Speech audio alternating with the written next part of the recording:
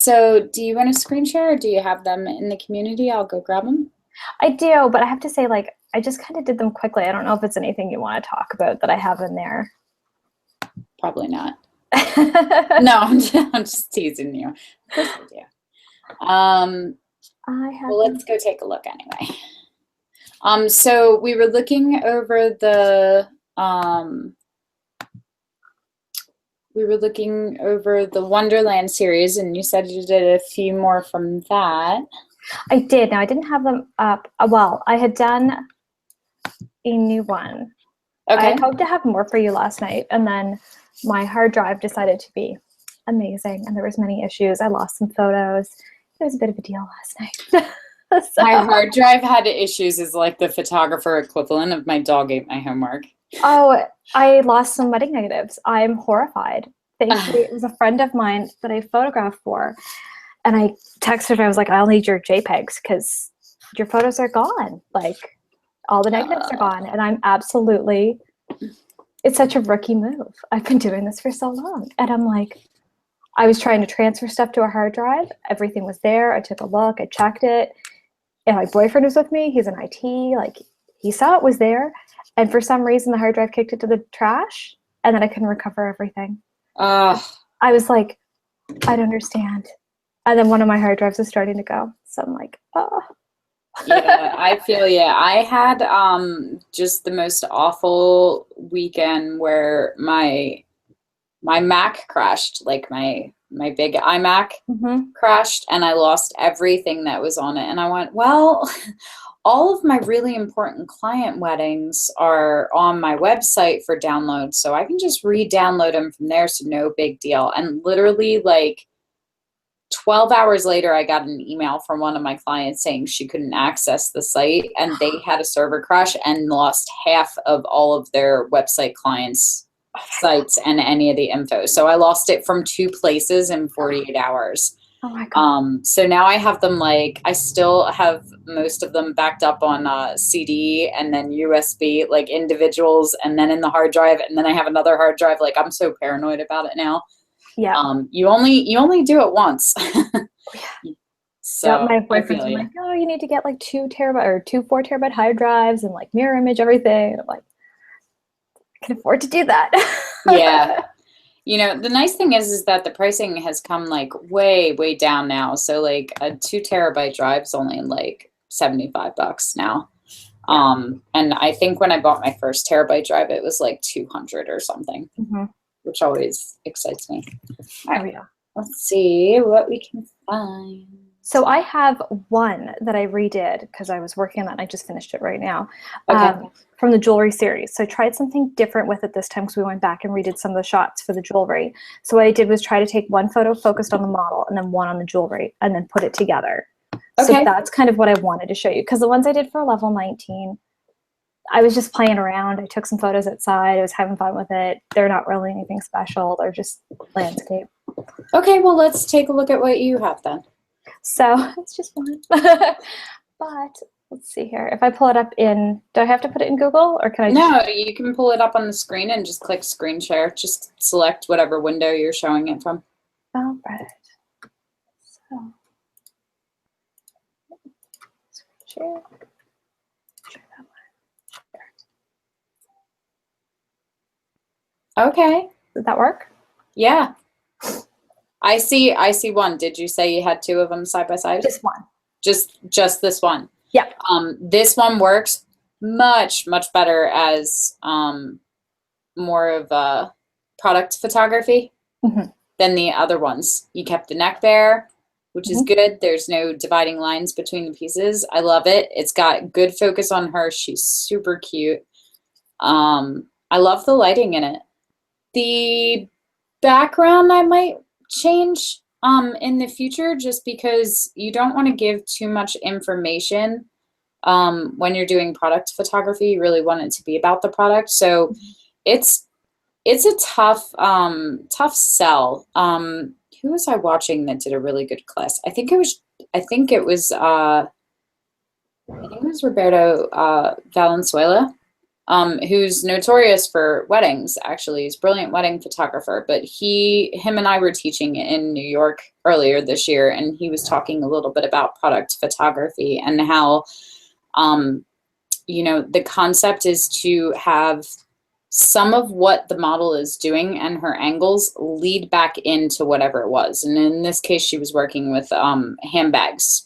So he was working with that. So it's little things like she's making contact with the camera and breaking the fourth wall.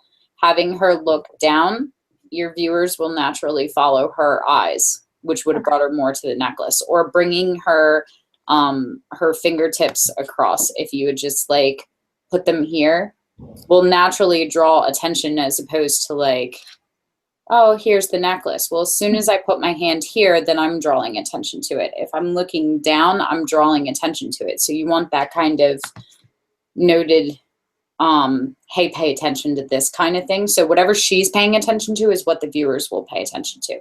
Okay. But the lighting's beautiful. Solid backdrops, I think, will be a big help for you, because there's enough information going on with the necklace and going on with her that you don't need all of the texture of the rivets and the hinges and the grain behind. And I don't think that the color of that wood is doing any favors either. I would actually like to have seen her maybe on a gray or a blue texture, something that would have brought out a little bit in her eyes and a little bit in the necklace piece. So I would pay attention to whatever the pieces are. Like, you could have absolutely done red if there was like a red stone or ruby or pendant on the necklace that was red. So those are the really little details that you can play with that will start to mimic and pull attention back into the center. Color theory starts to become really important once you get the basics down, which I think you have down at this point. That's pretty much all I got.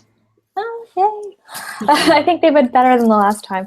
The client, that's her, or we're at the client's house, and she loves that cabinet that's behind the models. That's where she wanted her. And she's been very like specific about how she wants them photographed, and like very well, and that's it's been hard to balance what she wants with what I think is good. So this time I was like, okay, she wasn't in the room as much this time, which helped, I think. Yeah. I think I can't see the screen. Hang on a second. I think there's a fine line, and you're going to get better at it the more confident that you get too. So I would not be shy about going, you hired me to do this, let me do it. Because it really is just,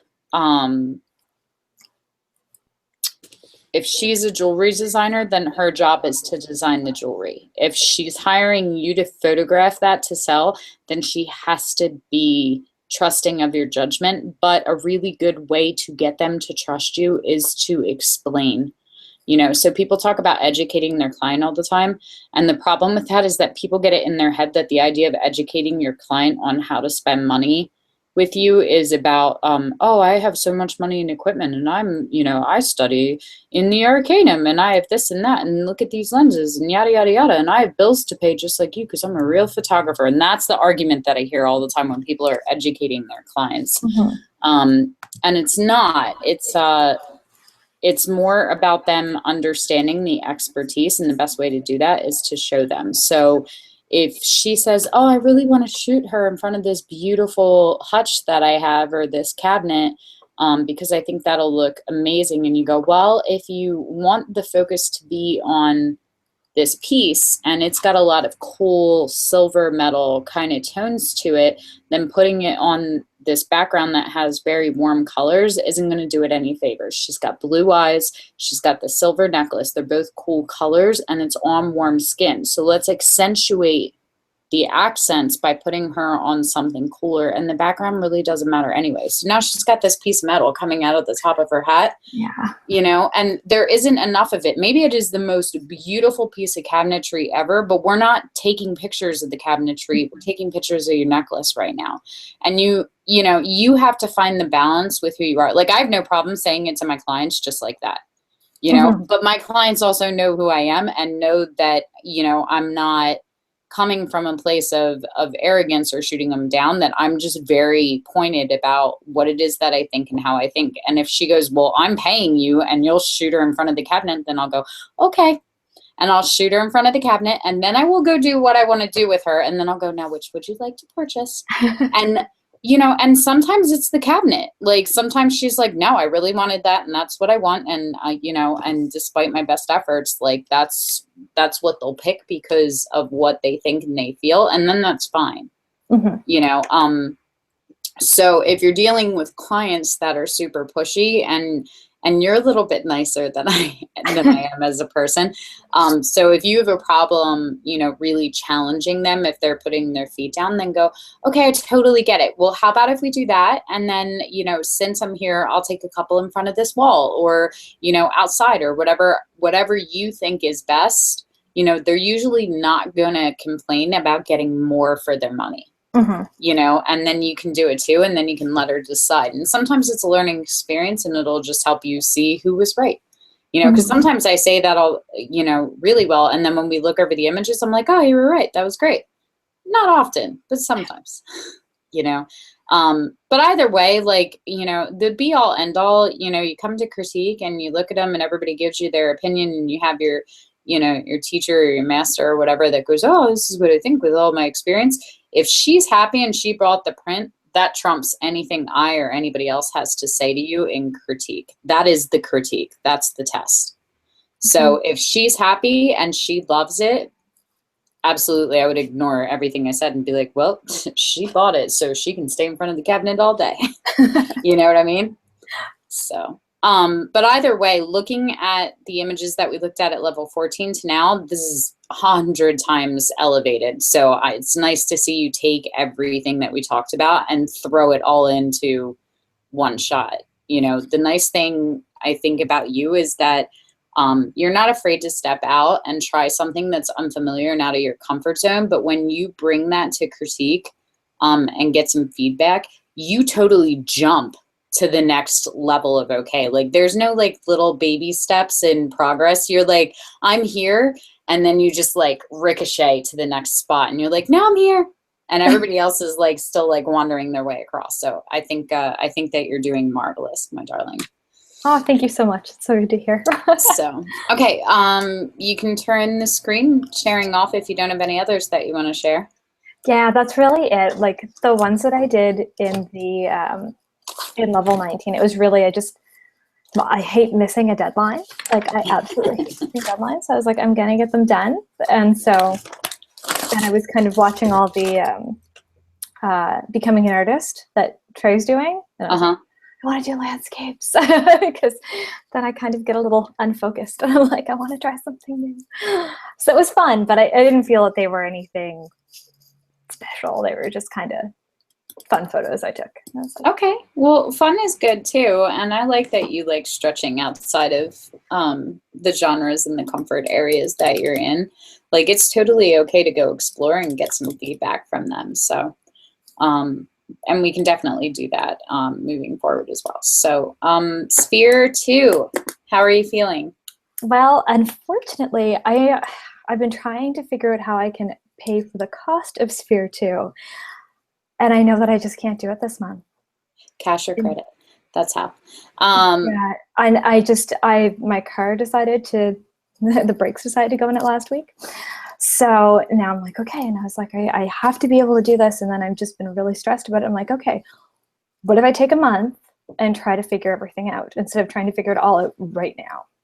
And I thought I had a wedding booked, but I think they just canceled. Oh. Yeah, because I messaged them while I was waiting for you. I got their invitation. I was like, oh yeah, message the wedding client. And I was like, sweet, once I get paid for the wedding, that would work. And then they were just, message says, and we have to unfortunate news about the wedding element, the photography element of the wedding. So I'm like, that doesn't sound good for me at all. Dang it. So I really want to continue. So I don't want to like leave the Arcanum, obviously, because I'm learning lots. And I do want to do Sphere 2. And I know that they break it up into 2 payments, I believe. I think it's 3. Really? Yeah. 3, that might not be so bad. The Canadian dollar sucks. But Yeah, I'm 90% sure that it's 3 payments into Sphere 2. I think it's $300 is the tuition, the door yeah. fee. So if it's And I think it's $100 a month for the first 3 months, and then it just goes back down to your monthly fee. oh really? Um, So you don't have to pay the 100 plus your monthly fee? no, it's a one-time, like a $300 door fee to enter into Sphere 2, and they break it into 3 months, so it would be $100 a month, but after 3 months, it goes back down to your monthly fee. It's not 100 plus See, that's your what I was worried. tuition. I was like, I can't No. afford it. And I was like, maybe I can just stay in Sphere 1 and then so that makes it a little easier. I might be able to swing that. Yeah, it's only a couple of months. And I'm pretty sure that that is the formula for all spheres above too. Like they have a door fee to pay, but it's like a one-time fee, but they break it up because it's a lot easier for people to budget in, $100 over 3 months than $300 in 1 month. So that's more than some people's car payments. So I like that they do that. Yeah, well, I was just thinking, I was like, because I thought it was like 2 payments, and I was like, if it's 150, the Canadian dollar, that's like $200, and I was like, oh shit, like I just can't do it this month. Yeah. But if it's if the money is tight this month and you're paying for car brakes, which are very important, and I highly recommend those get fixed before you continue in Sphere 2. And I'm not like, I know I come and I sound like I have all these excuses, and it's just like No, but that's what it is. You'll have clients that will do that too. Like I had a wedding client that owed, $1,500 before, and she was on a payment plan, and she was paying like $500 a month. And then she was going to pay the last $1,500 the month before the wedding. And then her venue mysteriously came up with an extra $2,000 she had to spend. And when she was like, now we're under contract, this is what we have, I have it in paper, they were like, well, then don't show up on Saturday because you're not getting married here. And she was like, we'll sue you. And they were like, okay. And so I don't know exactly what happened, but she called me in tears because she thought if she didn't, because my contract does say that, like, if I'm not paid in full, I don't have to show up. Mm-hmm. I would never, ever do that, because it's one day I go and I shoot, and if they don't pay me, I just won't take the time to edit or put anything together until they catch up. But that's it. If you don't show up, there are no wedding photos. I can hold them hostage. They can come get them in 5-10 years when they do pay. So she was like, she called me in tears because she's like, we read over your contract too. And, this is happening and we just can't afford to pay you both. And so if one has to go, it has to be the photography because we have to get married, and so, it happens. Like the cars break, my car's up for inspection next month and I drive it into the ground every month. So it's always money when it comes up. So I get it. And, there's other tuition and there's mortgage payments and there's cell phone bills and, like that's just reality. So I think being understanding about those things, it's a good reminder for us when we have them too, because it reminds us how to handle it when our clients have those issues.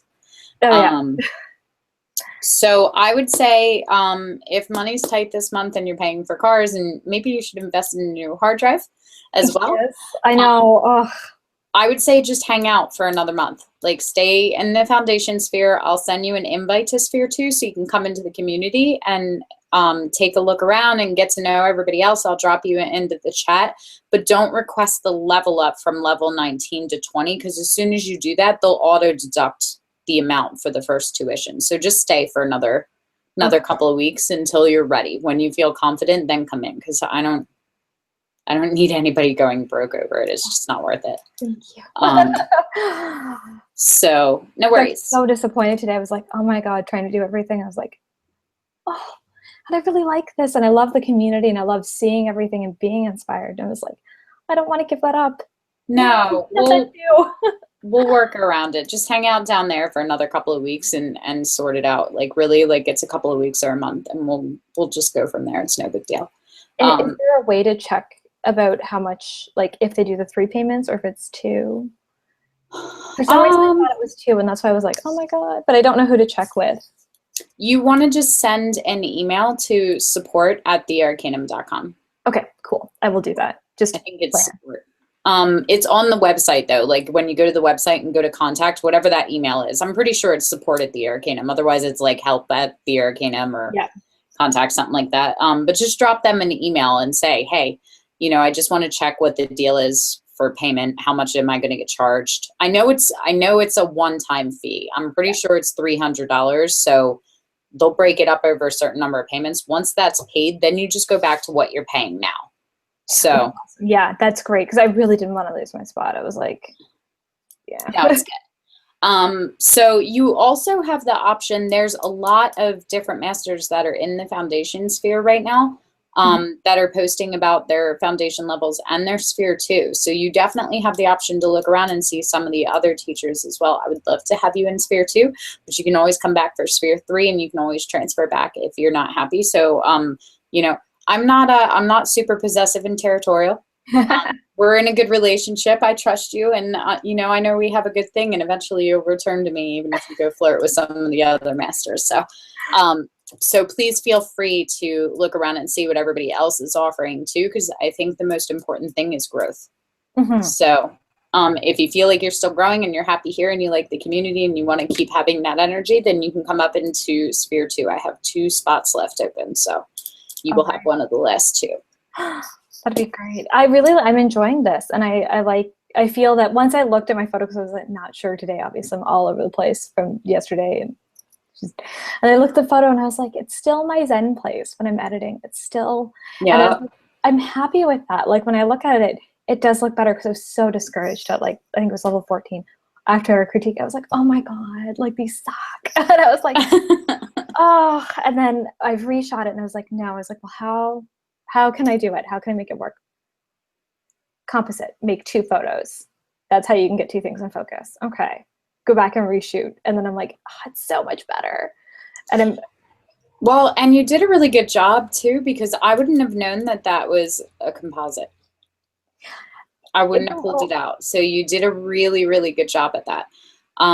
If you're having problems with 2 things in focus, and you're shooting like that shot, F8 would have everything in focus. Well, I think I was shooting at F7, and I just was finding that when I did it, it just wasn't as sharp as I wanted. And I really wanted that necklace tack sharp, and I wanted her eyes tack sharp. And I was like, so. I'm totally okay with you stacking focus. I think that's perfectly fine. You know, really, like there's 100 different ways to accomplish it, and you'll hear a ton of different people. You ask 10 people, you'll get 10 different answers for how to get what you're after. So if it's working for you and you like doing it in post and you don't mind sitting at your computer and editing to put them together, then do that. You know, if you're like, oh God, I got to composite all these together. Like if you start booking a lot of product work, that's going to be really easy for you to get backlogged as opposed to getting it in camera. So I don't make the argument for get it right in camera, don't fix it in Photoshop. I don't care. As long as it's right when you bring it to me, that's all I care about. But if we can make a quick change that fixes it and has everything in focus in this amount of time, as opposed to however much time you're spending editing and cutting it out, then that's ideal for time management because time is money. Totally. So I'd be curious to see you just play with the focus on your camera and do a couple of other things with shifting focus and getting it in focus and seeing, and also timing yourself and seeing how long it's taking you to do the composites, just so that you know in your head, like, is it taking me 5 minutes in camera as opposed to 2 hours in post? Because that essentially means that in an 8-hour day, you can only finish 4 images. Oh, I know. That's what happened with my previous business. I did, we did green screen photography, and it took so long to build the image that it was not feasible to ever make any money off of it. Didn't matter how cool it was, how much we charged. No one was going to pay enough to make it worth it. Yeah. So with this, it's kind of just a test run. There are a lot of images, so I know it's going to take a while. So I was like, well, I might have bitten off a little bit more than I can probably chew, but I'll do it. Like, I don't mind. And I thought it was a good test to see how it would work. And I know that I'm going back to shoot the same model because she's kind of the jewelry artist's muse. So she really loves having her model her stuff. So and she changes her look like crazy. It's amazing. I've actually got a terrible one. Let me just see. It's like halfway through editing. And if I just delete these 2 layers really quickly. Well, I think that's fine too, because even if you like, if you go back and you do it in camera and you decide that you can master that, then if you go and do it and you have an amazing shot of the necklace for the next one, but she's like, like halfway in a sneeze or something, and you're like, I Yeah. can't use that, but the next shot she's beautiful, then you know that you have the talent and the ability to do that. So that gives you a lot more leeway with being able to save and salvage images. Because some Mhm. photographers take beautiful shots in camera, but if they don't get it right in camera, they cannot fix it in post. So they lose a lot of good shots that way too. Yeah, and I do try to get as much right in camera as possible. This time I know I paid a lot more attention to the hair. Like I was like, okay, because the last ones I spent so much time trying to edit flyaways out, especially around the chest, like, or if they had it around the jewelry, like, Yeah, I'll show you one real quick if you don't mind. sure, absolutely. Um, Now, this isn't a terribly great shot, I admit. She was like, "Oh, just put these headpieces on really, really quickly," and they're beautiful. It's a new product that she's making, and they're gorgeous. But the model completely changes her look when she changes her wig. Like she's all these beautiful cosplay wigs. Now, I know it's not as in focus, and it was kind of a quick shot. I'm trying to edit out the cabinet because I thought it'd be kind of cool to put in like a green background or something kind of funky, but Okay. it was just kind of an image I grabbed as I was waiting. But I just thought it was cool. So that's the girl that we'll be using, but she changes her look a lot. So it's not as if you're using the same model, if you know what I mean. Because I know it's Yeah. not good to have the same model in your portfolio over and over and over again. No, and you can definitely fake it. I think less, I mean, yes, you shouldn't have the same exact model in your shot all the time, but it's less about that than it is about having similar images of the same model. Mm-hmm. So, if you have a shot of her with her hair down and the necklace, and then you have a shot of her looking forward with the earrings, and then you have a shot of her with the head thing, they're so similar that the people viewing it get bored. Yeah. But if you have the ability and the shot is, from here up with the necklace and it's from here to the side, with just like that side of her face, and then it's further back with like the whole body, then you have the ability to have difference, and you can definitely extend that further with the editing and the lighting and different elements that just make them look visually diverse, even if it is the same girl. Okay. I love that shot. I would definitely play with the color of her eyes and see if I could match it to the stones. Oh, Like that she's would got be those cool. she's got those violet eyes, and it's great. I love them. But I would see if I could match it to the color of the stone, because that will accentuate the piece. That's what I'm talking about with color theory. Yeah, that'd be Um, cool. And I thought like maybe some green background or something, make her look like an elf. Yeah, well, once you cut her out, like just play with it, because one of the first things that we learned when we were doing painting and art was how much of a difference it makes what wall your stuff is on. So they had like all these seamless backdrop, like just the paper backdrops, and how different the colors looked on red as opposed to blue as opposed to green. So like really, like I would just take it and then I would go into your hue and saturation settings and just move them around and see what works, because one of them will make her pop, but you might lose the headpiece, and the other one will bring it out. And it might be that if you matched, say, the background to the stone, that it would be too similar and we'd start to lose it. So you might need to go to the opposite side of the color wheel and put the contrasting colors in to get it to pop, or that might overpower it. It might need to be more muted. But like a lot of times when I'm cutting it out, like I just play, and people laugh at me because like I'll just move the sliders just to see, and they'll be like, why are you making her skin green? But I'm actually looking at what the flowers behind her are doing before I take the time to actually cut them out to see like how it looks. So just kind of rough cutting is, I'm Mhm. all about going and playing with it and seeing. But yeah, I would definitely cut out that cabinet. Oh yeah. Well, when I saw that one, I immediately thought like, oh, she's got to be somewhere else, like just something kind of fun, just for the artist to see, because she's also had a really rough time. So I'm like, I want her to see something pretty, and she is a friend of mine, so I'm like, do something kind of nice with it and see if she likes it. We're gonna do some more, so I think I'm gonna, because she's very, and you're right, she's very, I want this, I want from here up, and I want, and she'll come in and be like, are you doing what I asked? And then she'll run away.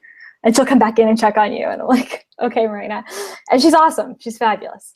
But I think I'll also mention maybe we should do some different ones, touching the jewelry and looking down, because I've got probably 100 of these images that are all like this. And maybe I'll just mention it might look a little visually more attractive on the Etsy site or on your website. Just try it out, see if you like it. If not, use all the same ones. But yeah, and if you're going to work with her and she's doing product photography, especially for the Etsy site, then I would highly, highly recommend that in addition to having the shots on the models, that you also have shots of the pieces by themselves. Think more in terms of collage, you know, so that they can go through. And really the best thing for her to do is to go look at some other high-end jewelry sites and see the way they advertise their pieces, because you know, there's a trade-off between it. You can see it, but if you go into actual stores to buy the pieces, there's almost never a model.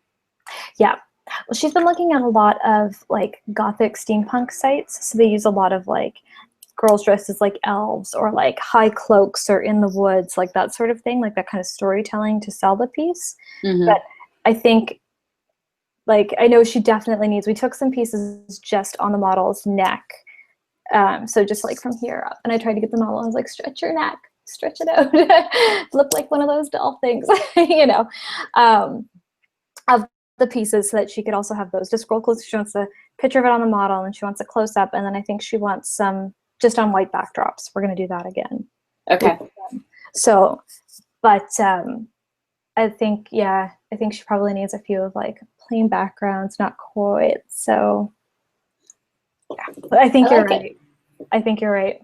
I think it's really good for you to work with someone that you like, that is really pushy and demanding too. And I say that in a good way, because I'm very pushy and demanding on set, like extremely so. But it's good because it teaches you how to work with those people. Because if you work with all good people that are like, whatever your artistic vision is, just create stuff, and you're like, great, and then you get someone like that, you're like, I cannot deal with this person. And you'll pull half your hair out. So I love that you take it in stride and are still turning out good results with the direction, because that's something that I would personally struggle with a lot. So it's a little hard. I can't lie, but she's such a sweet person, and I know it comes from a good place. Like I know she's such an amazing creative that I'm like, well, I obviously want to work with her because she's crazy brilliant. Yeah. And I know that sometimes comes with interesting parts. That's what they say about me too. Okay, so I would think that for Sphere 2, for most of us, everybody's getting custom levels. So what you're doing is totally different than what anybody else is doing. But the overall thread is focus. And I think that that's something that'll really benefit you as well, because you play in a lot of different areas. So you know, you get on the critique and you're bringing product images, but you're talking about your wedding client and you're doing these things. So you're really spread out, which isn't a bad thing. It's not a hit on you at all, but I think you're still trying to find what your thing is. But you know, one of the analogies that I use a lot is the heart surgeon compared to the family doctor. So you would trust your heart surgeon to tell you have a cold and to write your prescription for the pharmacy, but you wouldn't trust your family doctor to perform open heart surgery on you. And the heart surgeon makes about 10 times what the family doctor does because he's a specialist. So the business model has to change in order for you to make good income, because you can charge, you know, $150,000 a surgery, or you can see 150 patients every month and still get close to the same income. It just depends on how you break it down. So, but it's hard to build you a business. Like I couldn't build you a business around my business model where you're charging $3,000 to $5,000 for everyone that walks into your studio, because you're kind of jack of all trading it right now. So we can't talk about what you specialize in, which is fine, because if I'm making $5,000 a month shooting one session a month and you're shooting 5 sessions a month at $1,000, you can still make as much money. And if you can do 10 sessions a month, you can double my income, even though if you and I stood side by side and I said, oh, I charge $5,000 a session. And you're like, oh, I charge $1,000. Everybody be like, I want to be like Jess. Because nobody ever looks deeper than that to go, oh, well, Erin actually does 10 sessions a month and Jess does 1. So Erin actually makes double her income on, you know what I mean? So it's just a trade-off. So I guess the first question is, what do you want to be when you grow up? And that's what I've never been able to answer. I have to admit, every time I'm like, everybody's like, what type of photographer are you? And I'm like, I don't know. I do know. The wedding is only just for friends. That's usually what I do, is if I photograph weddings, it's for people that I know. So they're probably actually just going to get me to photograph their wedding because I can't let them not have a photographer. If they've got someone else lined up, fine, but I'm not going to let them go on their day without special photos. That'd just be horrible. Do not work for free. Yeah, I have a little bit of a hard time with that one. That's my big thing too, is that I end up giving away a lot of my... what was the deal with you and them before they start giving you excuses? It was $1,000 for the wedding. That's usually what I charge friends. Okay. So, and I know that he took a job, like a pay cut in his job recently. So I think that's probably where it's coming from, is they're realizing now they don't have as much as they used to. So I haven't read the message, obviously. But okay. Into conclusions. So, and you may be, but let's go under the assumption that they're going to say, we had to make some cuts and photography's it, and we can't afford to pay you. Do not let your first response to be, because I love you, I will shoot it for free. Because you've just taught them not to value you. Okay, and it's a trade-off, because I have people that make this argument with me all the time about, well, they're friends and family and shouldn't you do it for free? Well, why is it that if you went to anybody else for photography services, that you would just pay their rates? You wouldn't haggle, you wouldn't say anything. Why is it that when it's somebody that you love, that is your friend and family, that you should want to succeed in business and in life and support? Why are you less likely instead of more likely to support that? You know, so that's the argument that you have to ask yourself. Here's the next question. Have any of your other friends and families paid that $1,000? Yes. So why are you going to be disrespectful of the people that have invested in you by taking what you offered them and giving it to somebody else for free simply because they said that you're not worth it? Because whatever the reason is, and they can all be valid excuses, but they're still excuses. Whatever the reason is for why they're not going to pay, what they just said was, you're not worth the money. You know, and it's not necessarily a personal thing, like we don't think your photography is good enough or you're not good enough.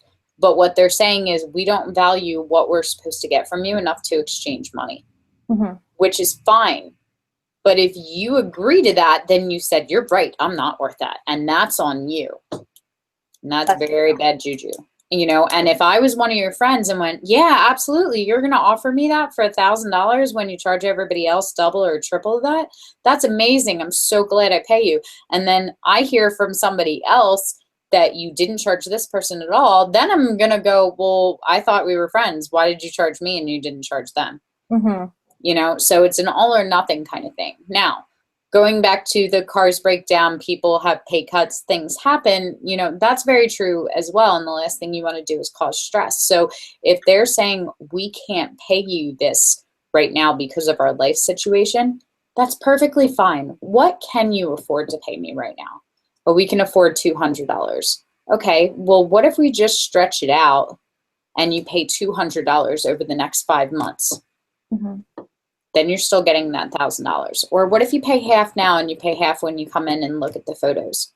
You know, or I can put my whole reputation on it. Like now for friends and family, I don't charge them to go shoot the wedding, because normally it's, when I was doing it before, I don't do it for anybody that isn't friends and family, and I have to really love them to go do it now. But what I was charging, it was $2,500 for me to show up. That was just for me to show up with my camera and fire the shutter for the day. And then they would spend another $2,000 to $5,000 on whatever products or prints or albums or digital, whatever they wanted after that. But if they didn't have that $2,500 paid up front, I was not showing up that day to take pictures. So with friends and family and people I love that I'm going to just judge their photographer, I go and I shoot it for free and I waive that $2,500 because I'm usually there as a guest anyway. And I always want to take out my camera and then I just annoy the photographer and then I become the Uncle Bob. So I'll go shoot it, but they pay full price for any of my products that they want. Whether they want prints or digital file, those are products. I will offer you my services for free, but you will pay for the products. So if this person is really close to you and they're having a hard time and you want to be a good friend or family or whatever and you feel for them and you want to offer your services for free, that's fine. But they pay for what they want.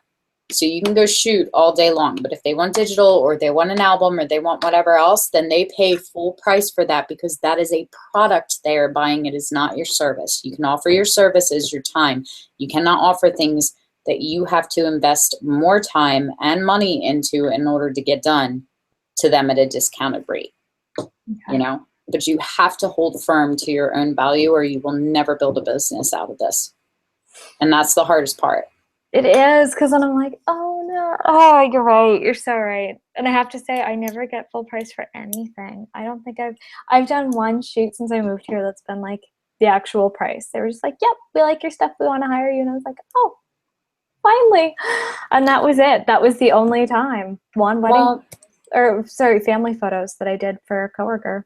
I burned a bridge with a fellow colleague of mine because I listened to them do an entire class on how they charge thousands of dollars and they're a $3,000 photographer per session and yada yada yada.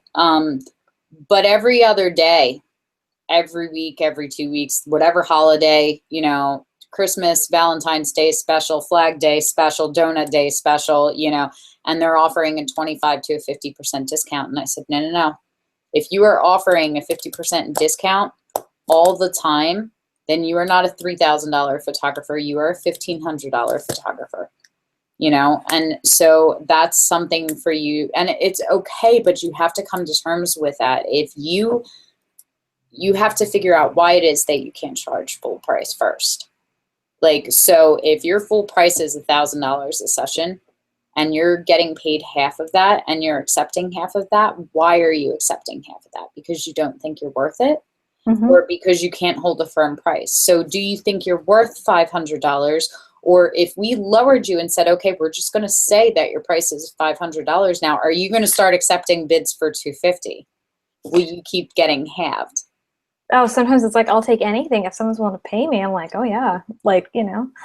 Wouldn't it be great if everybody else did that too? Like, I would love to do that with my electric bill for the property because I have both buildings on it. Like in the winter when the heat's up, like the electric for this place is like $1,000. I would love to be like, look, I'm willing to pay you. You pay $250. We're in business now, you know. Same thing with restaurants. Like I would love the steak, but let's talk about market price because I'm thinking that lobster is really only $3.95. Now, do you think it would be acceptable to say, well, you know, how much could you pay? And then offer to do something like just the ceremony and some pictures after? Like not, I would going like up there and doing like before and doing like, you know, a ton of work on it, but just being like, I can give you the ceremony and like some photos after, some fun photos with the bridesmaids and that for if you're pay, you know, X. Yeah, I have a friend of mine, a very, very old friend from when we were kids, that's getting married this August that I'm shooting for. And he wanted me to do a video and I do not want to do video. So I keep upping the price. I was like, it's like $10,000. And he's like, well, I'm your best friend from like 10 years old. And I was like, you're right. For you, it's like $7,000, you know, because I don't want to do it. And he's like, look, he's like, we really, really want video. He's like, but we can't afford to pay $5-6 grand for it. And I went, that's fine. I will do a 1 to 3 minute video of just the highlights, like same day edit kind of stuff that the other ones do.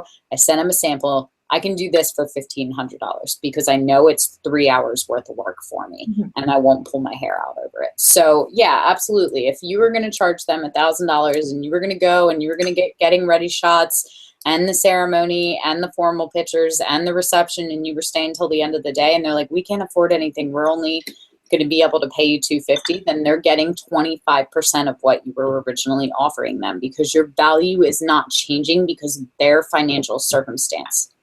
Yeah. That is the thing that a lot of people don't understand on both ends of it is I can't afford you because that's an astronomical price. And I don't know how you even say you charge that with a straight face, because my car died, because we're having financial issues, because we're paying for everything else and everybody else is double the rate. You know, whatever the reason is, nothing about their circumstance changes your value. Mm-hmm. So whatever it is, you know, whatever you feel comfortable doing, do 10% less than that for whatever they're paying you. You know, because you're a generous person by nature and you'll go over the top, but shoot what you want, you know, and it may be that you still show up for the day and you shoot everything, but maybe you only edit the images they buy, or you tell them, you know, like if you want to put them all up in an online gallery or do a viewing and be like, look, for what you're paying me, you would have gotten 300 images, but you paid a quarter of that. So you're going to get about 75 images. You pick the 75 you want. Mm-hmm. You know, that way they can choose. And if they go, well, we picked 200, go, great, it's double the price. Mm-hmm. You know, I do that with my clients all the time in boudoir. And that's how I get them to pay without arguing price, because they don't have to spend $1. You know, they pay $500 to book this session. And I'm very clear about the fact that that $500 covers their hair and makeup and me shooting them. And then we go downstairs and that $500 gets applied as a credit towards anything they buy. Now, $500 will cover an 11 by 14 matted framed print for them. So they literally have to spend nothing else. And if I get a client that is content to only purchase one image, then I haven't earned my rate for that day. So I don't have to fight with them about what it's worth, because it's not like, oh, you get to pick out 20 images and get the box and you buy that in advance, because they don't have to pick out 20. They're only buying what they're comfortable spending money on. So it's a direct correlation. So you can definitely do it that way too. It's a little harder with weddings because it's not quantity over quality, but it is a little bit like you have your fine art images in the moments and you know, the formal portraits, but they want all the details. They want all of the shots. You know, I've had clients that have picked shots that were out of focus, but it was, you know, the flower girl getting twirled around by the dad kind of thing. And it's got motion blur, but it's about the moment and the emotion, or the kid, you know, it's terrible lighting, but the kid's face is covered in chocolate because he got into the wedding cake before the bride and groom. Like, and they want those memories. So it can be basic editing. It can be wherever you want to cut costs, but don't do what you were offering to do for a lesser price. Change what you're offering to keep the scales balanced. Yeah. Does that make sense? I think no, that makes perfect sense. Because I think today I was talking to my best friend who I used to run my business with. And I was like, man, I'm just thinking maybe I should give it up. Like, it's been 10 years. It's not really working for me. And I still, you know, you open the Photoshop and you look at the photos and I'm like, oh, I still love it. Like, I still, you know, capturing that perfect image. Like, I was so just crooked at both those wedding photos. And I don't even like weddings. But a couple of the photos that I took were just those images that you're like, that's going to sit in my portfolio. And I'm super proud of it. Yeah. And I was showing one of the girls at work and I was like, see how awesome that is? And I was like, and I still get that passion for it. And so I'm like, I don't want to give it up. But then I'm like, well, I'm certainly not making any money with it. And then hard drives crash and that's more expensive. And I would love lenses. And, you know, and like, it's just all of these things. And you're like, well, but you know what I mean? It's hard. You know, we had, when I was still doing weddings full time, my husband was supposed to deploy and then he didn't, but they backfilled his position where he was stationed here, which basically meant he was unemployed at that point because they had already filled his slot and then he didn't deploy. So we had no income coming in from him whatsoever, out of nowhere. Like, and when he deploys, we get like hazard duty pay and time away from spouse. So we make extra money than what we're used to as our living expenses. So here we are sitting going, oh, it's going to be easy street. We're going to be making extra money. He's not going to be here to eat, which is going to take my grocery bill way, way down. Like, this could only benefit us. That's the only upside to, you know, deployment. And then he didn't go. So we had all of this loss of income out of nowhere. And we were hurting for money for a minute. And I had a couple of friends who said, oh, but we're friends and we really want to book you. We want photography, we want videography, we want an album. And it came out to like close to 10 grand with everything they wanted. And they went, oh, well, no, our budget's only 3,500. And I was like, okay, well, what's your priority? They're like, no, we want all of that, but we want it for 3,500.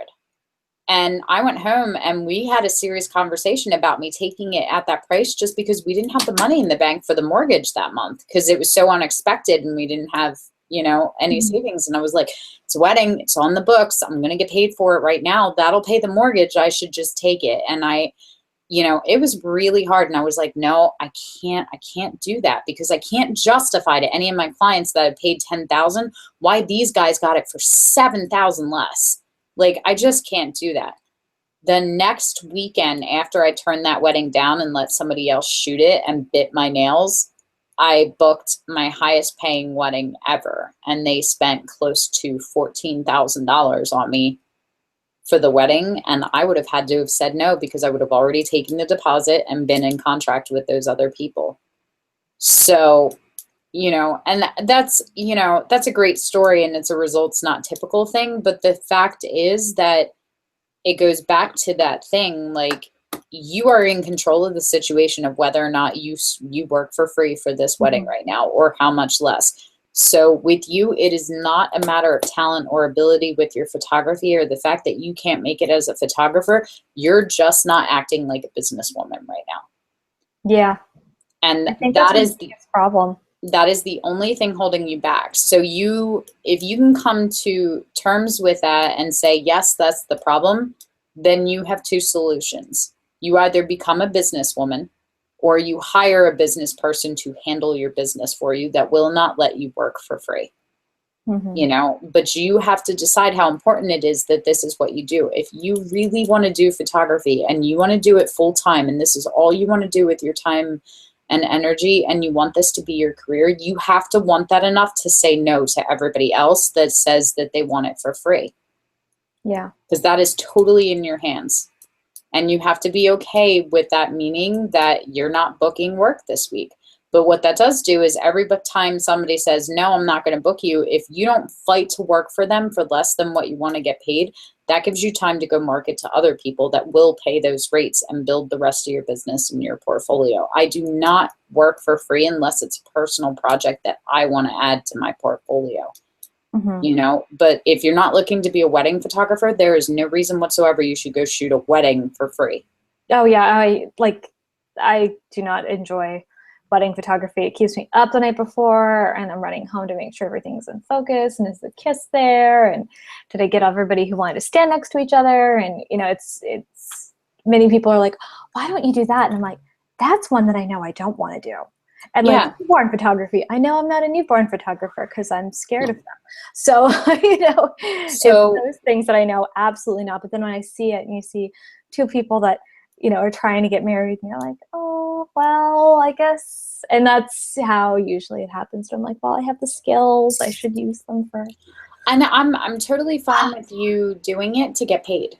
You know, like it is nice and it is a good paycheck for me. Like I don't do them anymore unless it's somebody I love, but I still charge people I love because I don't like doing it. Yeah, well, that's why I upped my prices because I was like, well, if I'm going to do a wedding, I want to get paid to do it. Yeah. Because I was like, well, and I mean, like I've done probably 2 other weddings for friends. And we charged them $1,000. And they were like, and even these guys, when I told them it's going to be $1,000, they told them up front, they came in and they asked about the prices and that. And they're like, that's what we figured. And I was like, great. Like, perfect. That's what you figured? Awesome. Because it's usually what it is. And you can absolutely, I would absolutely keep that $1,000 price tag, but work with them on how to afford it. Because I understand if they are having problems and they can't afford it, like they can't pay you $1,000 if they have 50 cents in their bank account. They just can't. And the fastest way to have 50 cents in your bank account is to plan a wedding. You know, you know, it is. It's unbelievable what it costs to get married now. Like, I'm really happy that we had a blizzard and didn't, like, I cried on the day, but like in hindsight, looking at it, like the most expensive thing at my wedding was my dress for $600 because nobody could show up because there was 3 feet of snow.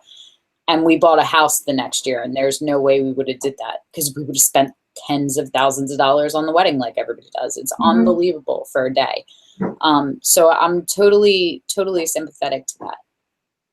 However, even if they can't afford to hand you $1,000, they can afford to hand you something, and they can afford to do it every month. You're paying every month to be in the Arcanum. You pay every month for your phone bill. You pay every month for your utilities and your rent and your car payment. You couldn't afford to buy all that stuff outright. You know, even me, like I have a car payment on my husband's car is a lot of money, you know, but like we can go look at a $40,000 car or an $80,000 car or a $120,000 car and build that into our budget monthly, but we can't walk in and put that money on the table and pay for it in full. Most people can't. So if they can't afford to write you a check for $1,000, what can they afford to pay you for the next 10 to 12 months? Because if it's $1,000 in 10 months, they are paid off at $100 a month, and they can have a beautiful album for their 1-year anniversary, which I've done with plenty of my clients. And if they're really like, well, look, we talked about it and we really don't want to spend more than $500, that's fine. There's no getting ready photos. You go, you shoot the ceremony, the first look, if they're doing it, you know, and the formal shots, and you stay just long enough and you have them move it around and go, look, if you want me to shoot the cutting of the cake, you know, if they're doing the garter and the bouquet toss, you know, whatever the main events are, have them all in the first hour of the reception, and then I'm out, and you'll get those photos, you know. Yeah. I mean, one of the things, I'm going as a guest as well. So like I've got an invitation on that, which maybe I should have guessed when I got an invitation that maybe they were going to keep me as their photographer. I don't know. But I get invitations to a lot of the weddings that yeah, I have a whole bunch of them in. So I'm back and forth on that. I mean, and don't jump the gun and don't think for them. Don't offer them anything until they ask for it. yeah. That's something I learned the hard way too.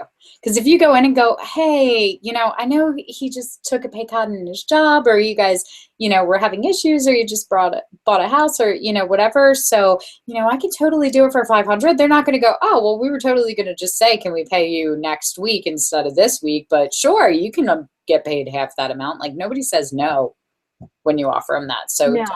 don't offer them anything until they ask for it. Yeah, I'm just curious as to what they said, so I'm just gonna. Yeah. So instead of sitting here and being theoretically, what did they say? Because I mean, I don't know how to approach it and say like, well, what could you afford? Well, that would get you the ceremony. Like I could do the ceremony for you if you wanted, like, you know, if you're willing to spend that. But then is that kind of devaluing myself? See, I'm really bad at this. No, because it's fine. You know, really, like, the best thing to do is to ask questions instead of offer sentences. So if you were talking to me and I was like, hey, it's going to be, you know, $1,000 to shoot the wedding, and you were like, well, listen, I have some bad news. Immediately, as soon as you hear that, you start going, how can I deal with this problem? What are they going to say? They're obviously not going to pay me anything, or they're, you know, and you start like building it around. So instead of doing that, just go, oh, great. So let's have a conversation. What's going on? Well, you know, this came out and this came out, and we just don't have the $1,000 to pay you right now. Okay, Yeah. no problem. What if we do 500 now and 500 next month after the wedding's over? Well, we still have to pay off this and this, and we really don't know if we're going to have the money until, you know, say August. Okay, well, what if we split it down and we just break it down into payments? And so you put 500 down for me to come shoot, and then we take that other $100 and spread it over 5 months. How does that sound? You know, the trick is you never give them a question they can say no to. Yeah, he did say, so it's a big, long message. I guess they've had some issues, like her grandfather has cancer, so she's been traveling more for him, and she had to take a switch in jobs and that sort of thing. He did say it would be unfair of us to ask, wouldn't be fair of us to ask for a cheaper rate for us, or to pay you at a later date since you're running a business. If we can work something out, so that would be incredibly amazing. But at this point, we're stuck between a rock and a hard place. Okay. So that's totally an invitation to negotiate. Yeah. So here's what I do when my clients say that they can't afford me, because I have people that preface it now. Like, they don't haggle. They just go, I know I could never afford you, but I would love to get a session done. Yes, you absolutely can afford me. Well, I can afford $500. Okay. Basically what they said is they don't have $1,000 to pay you. When's the wedding? The wedding's in August. Okay. So you have essentially 2 months of payments, assuming they don't give you anything in June. So July and the beginning of August, I would say the first of the month for both of them, I would go, what can you afford to invest right now? You know, And if they say $100 a month or $50 a month, then you can go, okay, well then it would be paid in full by this date, and I'm just going to hold your pictures hostage until you pay for them, or it can be the kind of thing that you let them buy it as they go, depending on how you charge and what your rates are, like, is the kind of thing that if they wanted to get a beautiful wall mounted print because they just got a new house and they want to hang a wedding print over their couch, that's $300. So when you make 3 months worth of payments, if you would like to take that and put that towards the wall print, we'll do that, or if you're going to pay $500 up front because that's what you can afford now and that's going towards whatever, I can send you the wall print, and then when you pay off the rest of it, I can send you the digital files, or we can talk about an album or whatever else, but only give them what you've been paid for. And the interesting thing is that you're going to have emotion, because emotion trumps intelligent decision making 9 times out of 10. Oh, yeah. In relationships and business, with money, people buy things they can't afford all the time. People are in foreclosure on their house but have a brand new flat screen sitting on the wall. Because it's football season and that matters to them. And we can go, oh, they're so irresponsible, but they used to watch the game with their dad every Saturday, and he passed away last year, and it's the first NFL season without. Like, there's always emotional attachment to things for people that cause decision making. The wedding is one of the most important days of their life. So my opinion is they can afford it.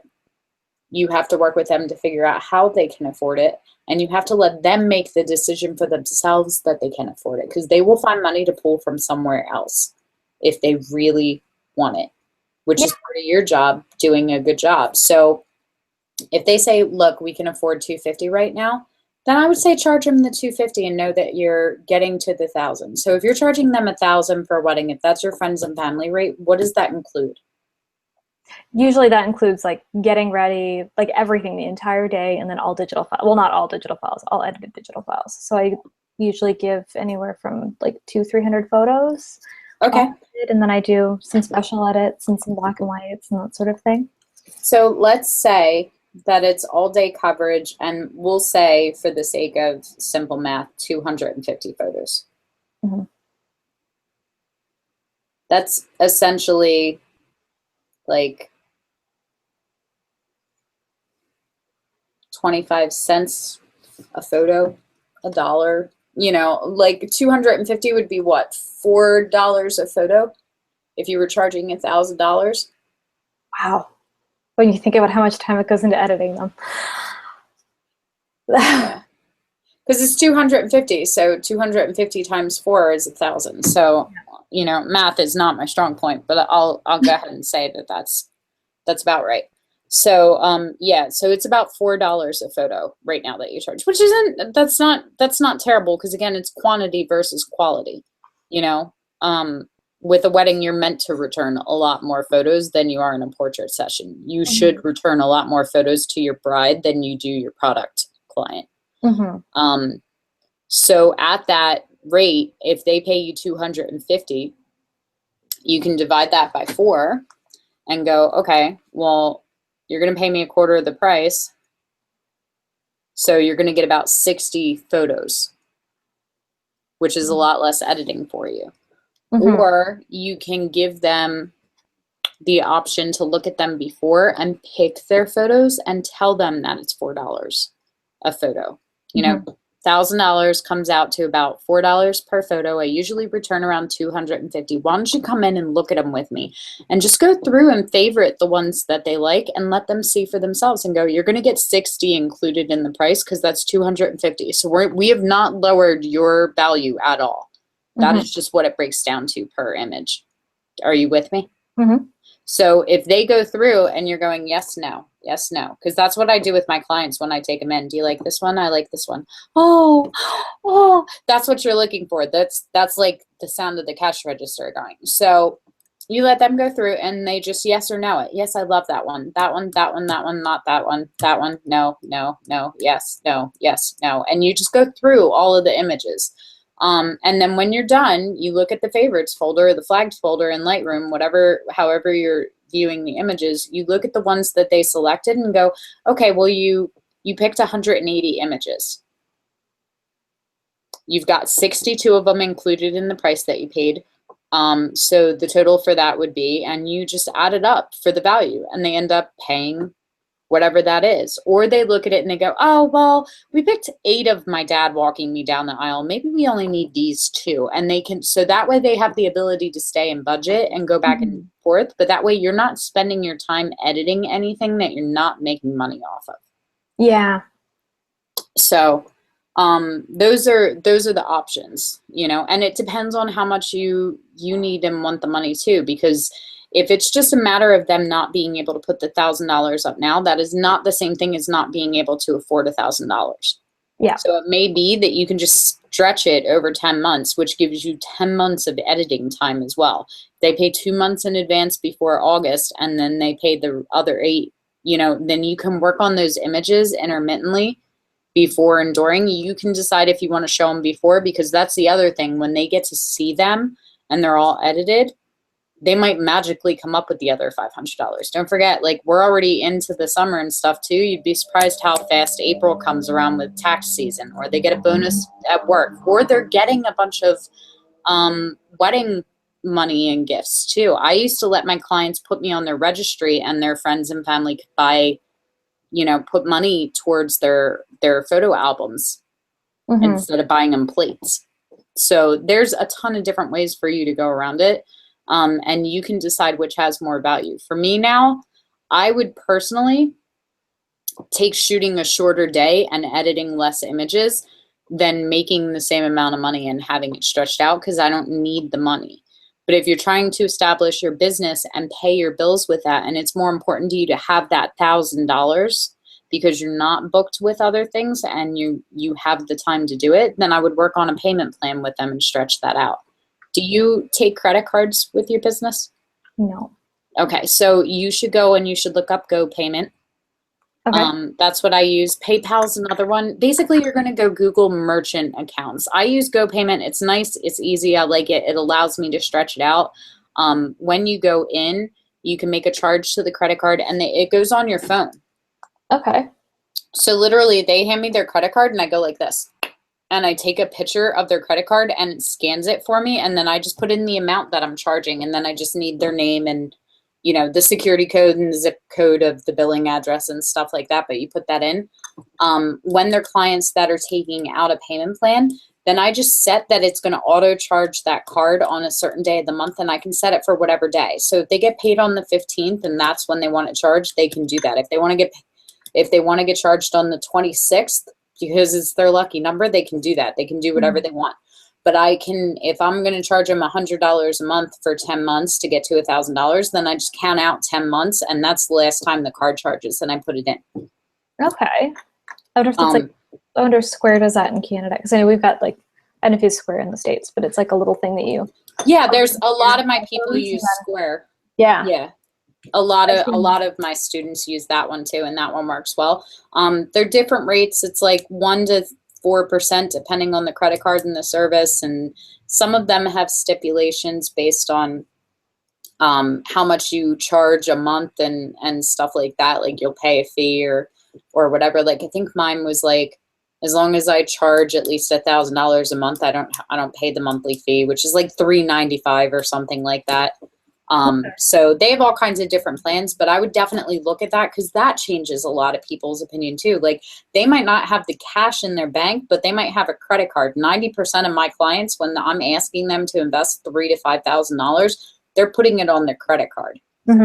You know, and the other nice thing is that you don't have to be the bad guy then, because if you take out a payment plan with them right now and they're just paying you in cash or check, then every month you have to drop them an email and go, hey, you owe me money, which is everybody's favorite message to get in the world. Yeah. You know? If you charge to their card and you put their Visa on file, they get the bill from Visa, not from you. You're just one of the charges on it. So they get negativity from Visa and their stupid credit cards with their interest rates and blah, blah, blah. Oh, look at these beautiful photos Erin did for us. You know, you're keeping the separation completely separate for them on an emotional level. So, but that's definitely something that I would look at for you. A lot of your arguments with pricing will go away with that. Okay. Yeah. That's a lot of info. No, it's great. I love these critiques because I always walk away, like I come in and I'm like, oh, I don't know. And then I walk out and I'm like, I feel better. Maybe I can do this. Yeah, I would definitely say that's the next step for you from a business perspective. I would definitely look into the credit card option, and this might be a good one to talk to them about. Like if you're going to go back and message them when you get off, just ask them, would it make things easier if you could put it on a credit card? Mm-hmm. That might just be it. Like they could have like 8 cards that are sitting around with, limits that are empty right now. And they just can't use them, because there's months that I couldn't afford myself if I couldn't put it on a card. Yeah. Like that, other things come up. So something to look at. As for Sphere 2, your homework, I'm gonna drop you an invite to the community and the chat so that you can come in Google. I would say hang out at level 19 until you're ready to officially level up. And drop a message to the Arcanum to check exactly what their financing is and how they're going to break that down. And just double check so that I gave you the right information or they do. Yeah. And if it's different than what I gave you, come back and yell at me and correct me. And then for Sphere 2, the idea is to focus. So I would like to see essentially a project that you would like to work on. Okay. That can be business related, it can be art related, it can be, we have people in Sphere 2 that are doing books, that are doing gallery shows, that are building their education businesses, that are working on marketing plans, that are working on pricing lists. Like, it can be whatever you want it to be. But small and manageable is easier to see results. Like I'm a results person. So saying I want to be successful is really, really wide open. Saying I want to have my own solo gallery show is a good goal.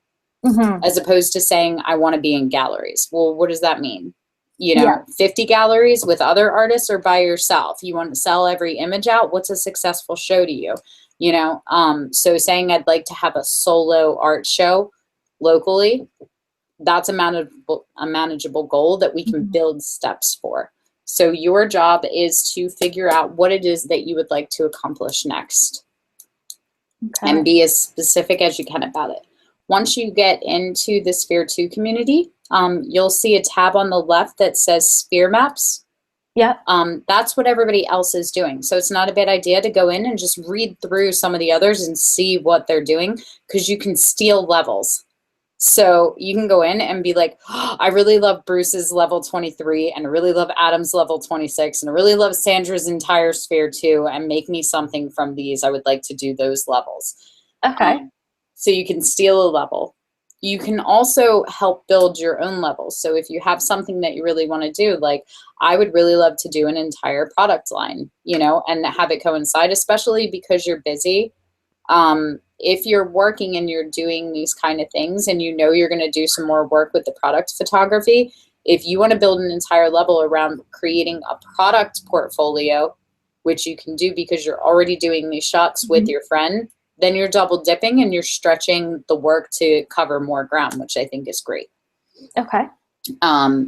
Then there's another topic on the side called the wishing well. That is your first assignment. That's your level 20 assignment, is to go in and fill in that exercise. And there's all kinds of details in there about how to do that. And again, you can read through some of the others and kind of get a feel for how to go through it. Okay. I'll have everything prepped for when I click level 20. Yeah. And then I would say when you're ready and you hit level 20, just drop me a line before and we'll get together again, and then we'll talk about what we're going to build for your Sphere map. Because I think right now it's not a bad idea anyway, just logistically, for you to hang back for a week or two and really figure out what it is that you want to do. Yeah. It's always been my big problem is I'm like, I don't know. And then I start doing one thing and I'm like, oh, I don't know if I like this. And then I know that it's the photographer that has a niche that's what gets it, right? I mean, it's not like you can do not necessarily. I know one of my best friends, Matt, makes a ton of money and he charges extremely low rates, and he does a lot of school photography and sports photography and boudoir and weddings. Like, he's a jack of all trades, and his tax return at the end of the year, when he's filing all of his paperwork, has several zeros after it that mine does not have. So even though he's like charging like 2 digits and I'm charging 4, he like triples and quadruples my income. So you absolutely can make money doing all of the things. It just depends on how you want to structure your business. What you can't do is you can't say, I'm going to do weddings and I'm going to shoot puppies and I'm going to do product photography and I'm going to do family portraits and I'm going to do babies and I'm going to be jack of all trades, but I'm going to charge you $10,000 a session and work once a week. Because there's a breakdown in the marketing and the business structures. You can't charge high end, low volume, but shoot high volume, low end. So you just have to kind of figure out what you want. And I think for me, I want to develop a style and I want something that I get really good at. Like, I want to have something that I'm like, no, this is what I do and I perfect it and really take it to the next level. And I don't think I could do that with everything. So I just want to focus on one thing and like make it really awesome.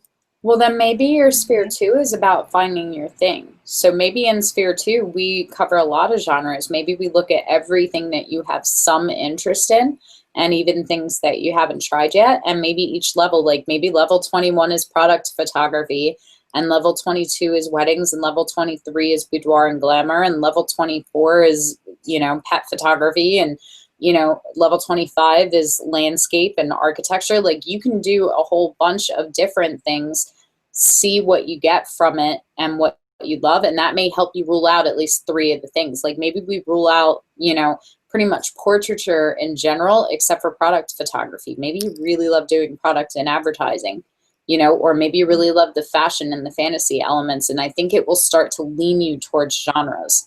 Like, I did children and I did seniors. It took me very little time to realize I didn't like doing seniors.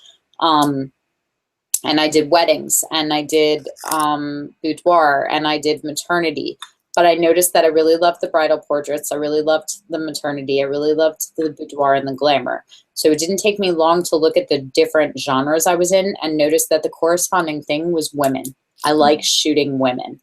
And women's portraiture and all of these different things. So they all blended in together. So I think if we go and experiment with all these different things, that we'll start to find the common threads of what your thing is. Because it may be that part of the reason you're having a hard time is that you're trying to say, I like this type of photography, but it might not be a type of photography. Like, I like shooting women. That can fit into a lot of different genres, but it's definitely portraiture, And so I think that would be totally okay for you to really just explore. And the idea is that you come out of level 30 knowing who it is you are and who you're not and how to blend those together. Because blending boudoir and maternity and bridal portraits is a lot easier than blending, say, pet photography and boudoir. Yeah. Unless you're on like some kind of fetish site or something. So, but it's the kind of thing, like, some people really love landscapes and they really love portraiture. So they can do these experimental portraitures and environmental portraits where they're, people in these epic backgrounds and landscapes and things. So, maybe sphere 2 for you is just about finding your thing or narrowing it down. So it's completely open-ended. I'd say go in, check out everybody else's sphere, spend a couple of days and kind of sleep on it and just come back with what you know. And a list of questions is good. Like, I would really like to know the answers to these things by the time I leave sphere 2. Okay. I'm just writing it all down. Does that sound okay, on point? Yeah, that does. Okay. Makes me feel much better about today. Yay. I have to say.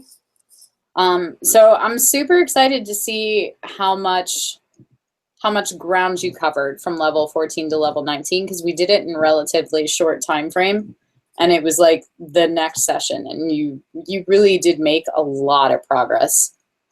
I would be very proud of myself if I were you.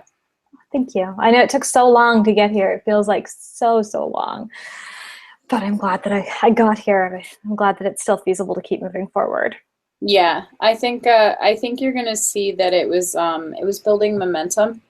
in the beginning. Now that you've got it, it's a lot easier to just kind of cruise. And once we hit the top of the hill, I think you'll just coast down. I would say probably by the end of Sphere 3, you would be working full time. Oh, that'd be amazing. Yeah.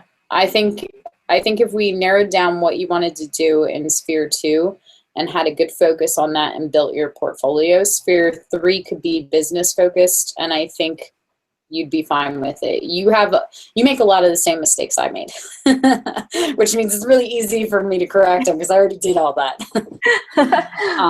But it's a learning game, and I think you're like 80% of the way there. I definitely think that you have the skill and the talent and the vision to be able to do it, and I think you understand enough about who you are and what you're doing to be able to do it. It's just little tweaks and little things and other options that will help you keep being who you are, because you're much nicer than I am, which will make it harder for you to say no than it is. I know, I need to be less nice. And that's what I keep thinking, like on my grave, it's going to say, she was nice. And I'm like, in all aspects of my life, I could use to be a little less nice. Well, and it's both, like being nice isn't a bad thing until you're getting walked on, but you can still be nice and accommodating and still be worth your salt, you know? So I'm very excited, and I want a message from you after this phone call to your clients to see what you come up with, because there's a lot of options that you can work with them that are very nice and very accommodating to them, that don't shortchange your value. Yeah. And that's what you're going for. That's all I have. What else did you want to talk about? I think that's it. I feel so much better. I was really nervous coming into this, but I think that's it. Good. I'm glad. Okay, I'm going to send you an invite to the community and put you in the chat for Sphere 2. Yay. You check in with support, and then just keep me posted. I will. All right, I'll talk to you soon, Erin. All right, thank you so much.